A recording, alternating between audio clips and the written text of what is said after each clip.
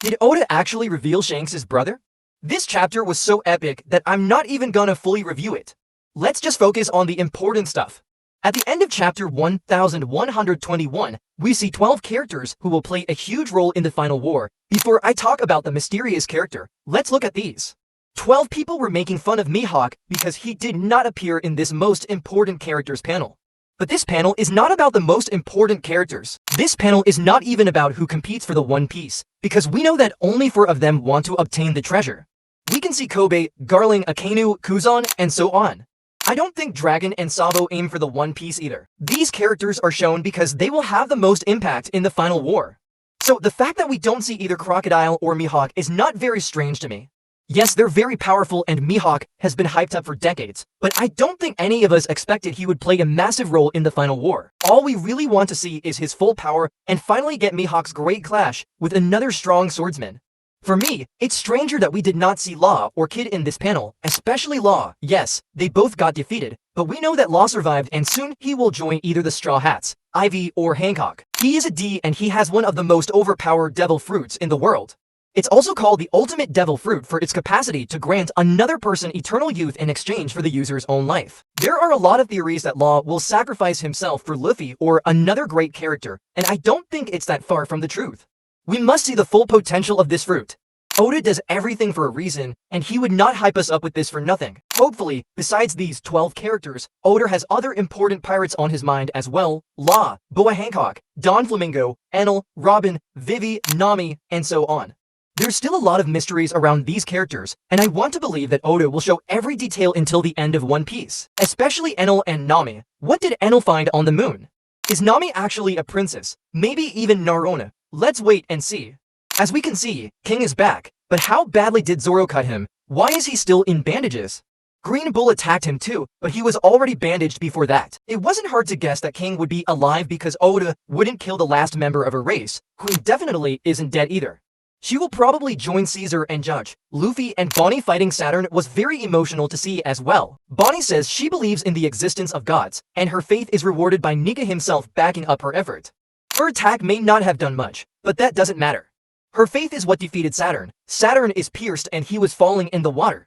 I wonder if he's immune to water as well. If he is, I don't even know how the Gorosei could be defeated. The only answer that comes to mind is that they are connected to Aimu, and without defeating Aimu, they won't die. Now let's talk about the mysterious character. In my opinion, there are only 2 options. Either he is connected to Shanks, or he is a Shimotsuki and connected to Zoro. He may even be the man with the burn scar. I'm sure that Oda wouldn't introduce a random new character in a panel like that. Most people suggest that he could be Shanks' evil brother. That scar theory supports this idea. Some even say that he has a deck sword, so it may even be more complicated than you think. Of course, Shanks is one of my favorite characters and I want more hype around him, but for now, I think that the chances of this character being from the Shimotsuki clan are higher. First of all, he looks more like Zoro than Shanks. The way he holds the sword reminds me of Shimotsuki clan members as well. Also, in these 12 characters, there are 5 good ones and 6 bad ones. We don't know what Kuzan is doing currently, but he's a former Marine and now he's a Blackbeard pirate. So there's no way I can count him as a good one, even if he has shown some kindness to other characters. At least we can agree that his actions are very confusing. That's why I think that the 12th character must be somewhat confusing or kind as well. Shimotsuki fills this role perfectly. We still don't know anything about Zoro's past. Yes, it was revealed in SBS that Zoro's father died years ago, a fight against pirates. But this small backstory is nothing for an important character like Zoro. Look at Sanji, for example. We know every tale about his childhood. I believe we'll get a great backstory for Zoro as well, and that's where Oda will introduce this new character, either Shanks' brother or Zoro's relative. I am nearly sure that this character is the man with the burn scar. As I mentioned, this panel showed the characters that will play a huge role in the final war. A man with a burn scar has been mentioned a few times after Wano. They say that he has the last road poneglyph, so he'll be very important in the future. That's why it seems logical to me that Oda would show a silhouette of him in this chapter. One of the things I'm most excited about in this chapter is the return of Wiper. It's not a coincidence that they're the only ones not hearing the broadcast. Oda has big plans for him. Will Wiper return and what could his future role be? Since Skype ended, the last times we've seen Wiper have been through cover pages. In chapter 425, we see Wiper and the Shandians working on restoring the forest. In chapter 648, 2 years later, Wiper and his crew have new outfits and they stand guard at what seems to be God's new palace. At first, this doesn't seem to give us much indication toward his future role, but let's take a closer look.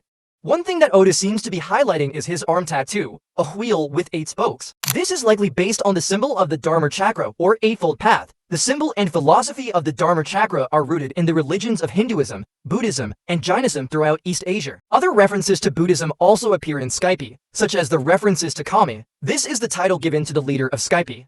Kami can be used to refer to God, and this is represented through Enel presenting himself as a literal god.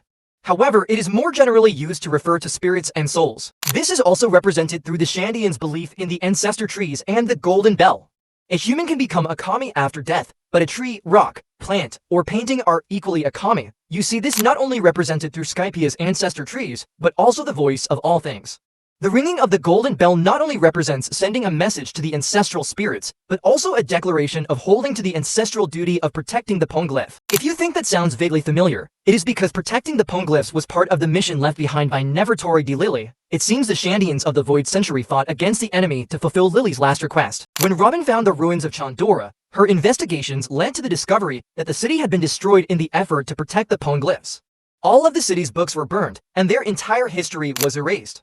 This connects to the words of Professor Clover from back in chapter 395 during the O'Hara incident flashback. Clover confronted the Gorosei about the truth of the purpose of the poneglyphs and how they represent a desperate last attempt to maintain the message. The erasure of Chandra's history in the aftermath of the war is an example of the voices of the past being vanquished once again. We also see how the word light is used as a metaphor for truth and enlightenment. This connects us back to Wiper and the tattoo of the Dharma Chakra. We can now understand that Wiper's character intends to protect the history of Chandora and live by 8 virtues inspired by those of the Dharma Chakra. The most important of these virtues will likely be the right view, knowing the truth. This would imply that Wiper will learn the true history alongside Robin and Law. That may sound a bit wild, but Wiper's vows to protect the light of Chandora, which means the truth of their history as well as their faith and traditions, provides us with the way that Wiper can likely return to the story. That poneglyph reveals the location of Poseidon. To conclude, I believe that Wiper's future role is to fulfill his oath by protecting the voices of the vanquished. This role will drive Wiper toward fighting against Aimu and in doing so, save the life of Poseidon. It was not a coincidence that we saw Wiper right after Shirahoshi in this chapter. When Vegapunk was talking about races, we saw different races reacting to the speech. Then we saw the most important characters after Vegapunk mentioned the One Piece. The best scientist in the world was shown after Vegapunk started talking about wisdom. Vivi, Shirahoshi, and Wiper were in the same panel. So for me, this is another hint that Wiper will fight for Shirahoshi in the future. That's it for today. If you want to learn more about the Final War and understand why it will be the greatest arc in anime history, you can watch this video right here. Thanks for watching.